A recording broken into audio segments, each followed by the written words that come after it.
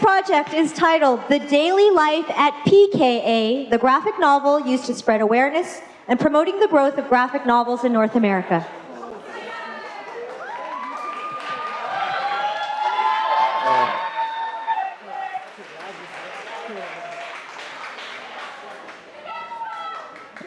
Okay, hold on.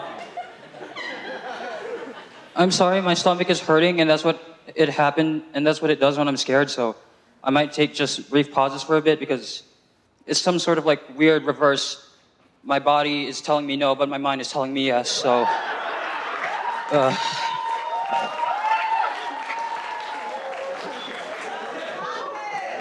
Okay.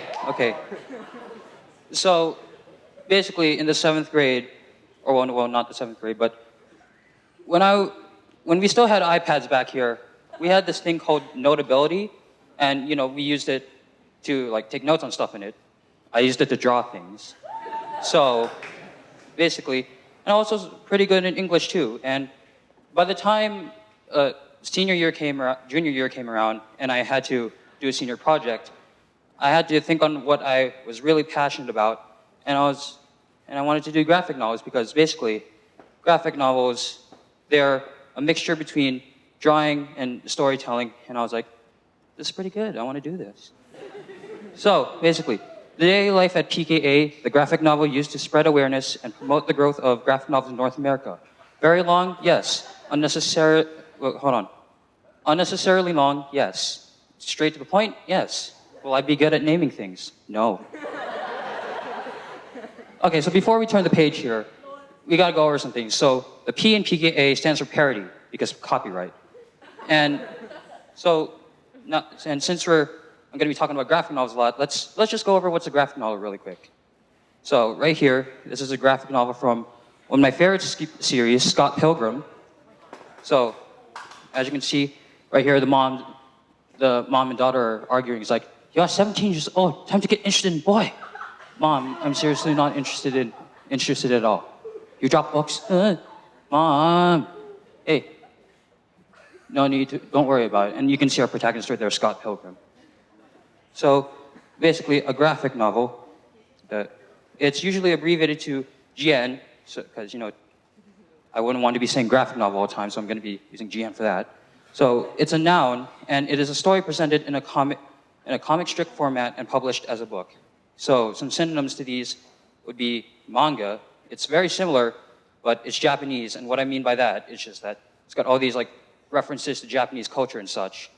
And an antonym would be comic books. They're very different in terms of like presentation, but it's produced in America, so yeah. So what's the meaning of all of this?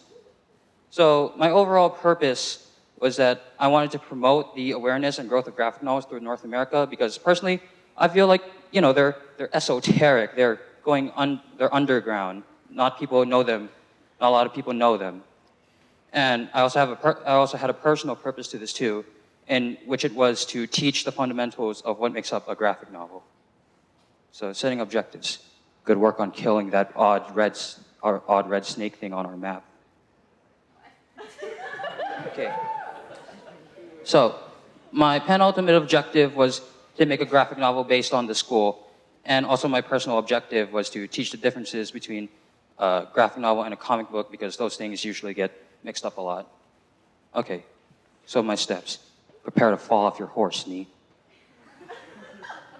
Okay, so my first step was that I had to write the script of my graphic novel and get drawing supplies, which you can see here on the bottom, the pens and Bristol paper, because obviously if I don't have anything, I can't start anything, so I had to get that first.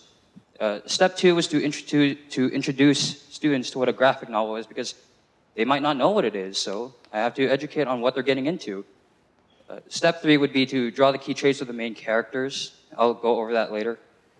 Step 4 is to introduce the story to the students, because they now know what a graphic novel is, and now I'm ready to let them draw it.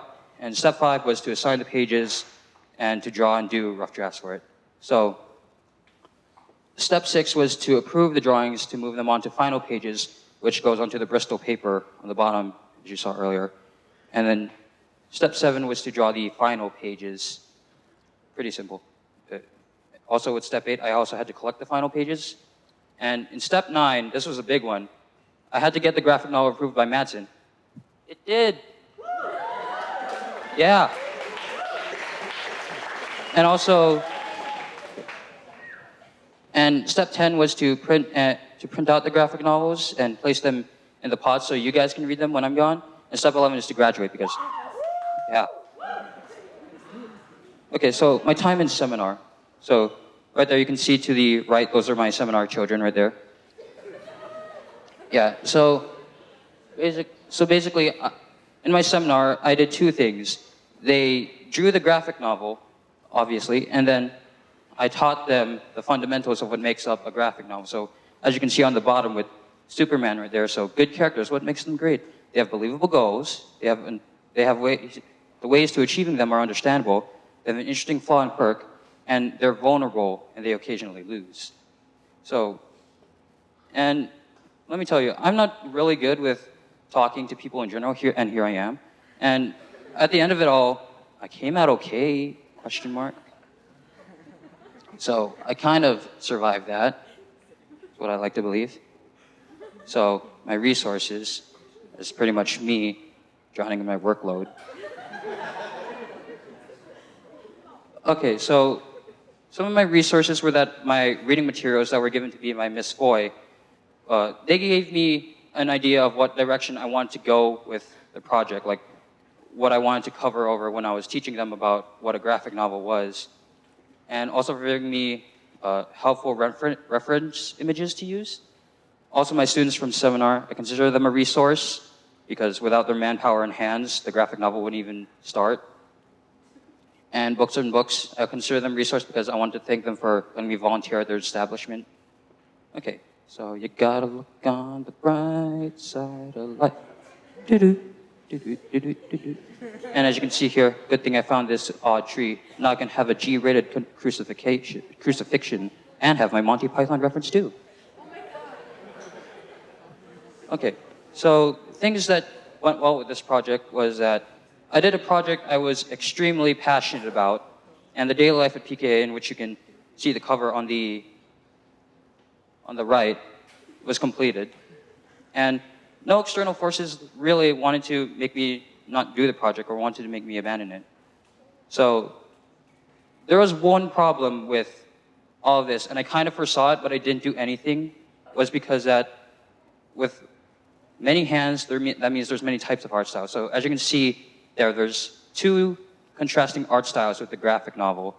And what I wanted to do with the graphic novel was that I wanted to like have each of their kids input their own like drawing style in there. So that's why I let them write the strip and let them have the main features, let them draw the key features of the main characters. So you could easily identify who is who when you read them. And I didn't really do anything about this because no, I want you to draw him like this. You do not draw him like this. I just let him do that. So I'm gonna let that one slide.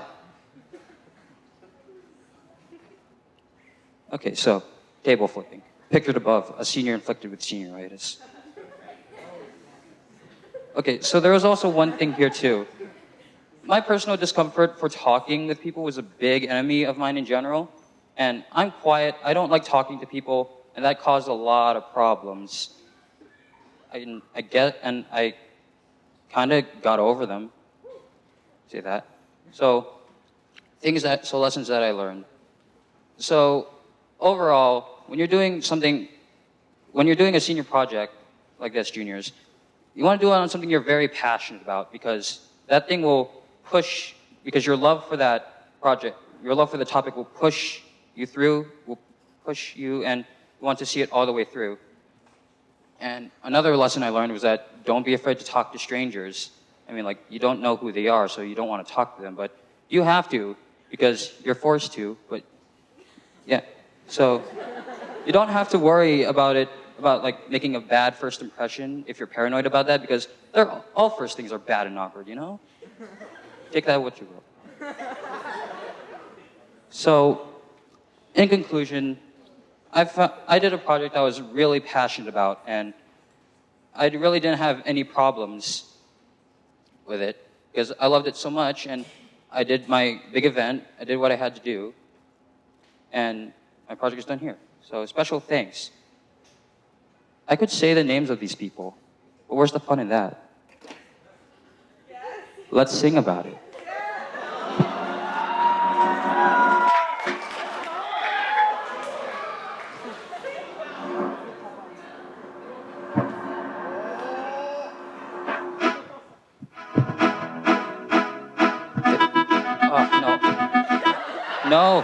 No, this is the worst of times to forget.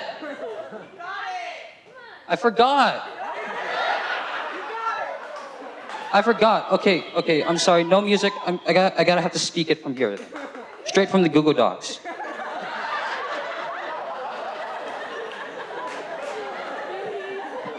All right, you're just all gonna have to imagine Yakko Warner singing Nations of the World. I'm sorry for stealing the music, Rob Paulson. Okay. There's MacGyver for my seminar and project for being my teacher. Also, thank you to Smith for overlooking my project. And Floyd, do you want your books back or not? Thanks to my family specifically, my mommy and daddy, for conceiving me so I can be here, and my siblings not really, since the love for the four of you is about to right about here. Also, my friendos, my seniors, over there, thank you for being my dudes, and thanks to my seminar children, thanks for making the daily life at PKA too. Wait, there's a second verse. Oh boy. Okay, so a thank you to Isa and Aaron, Arya and Leia, also Kaya and Brittany and Ethan as well. We also have Athena and Mirabel and Kendra. So give them a hand. Everyone is here. Also, there's Alexa and Ashley and Lily, Nicole and Janelle. I didn't forget Rian as well. And also, finally, for books and books, for thank you.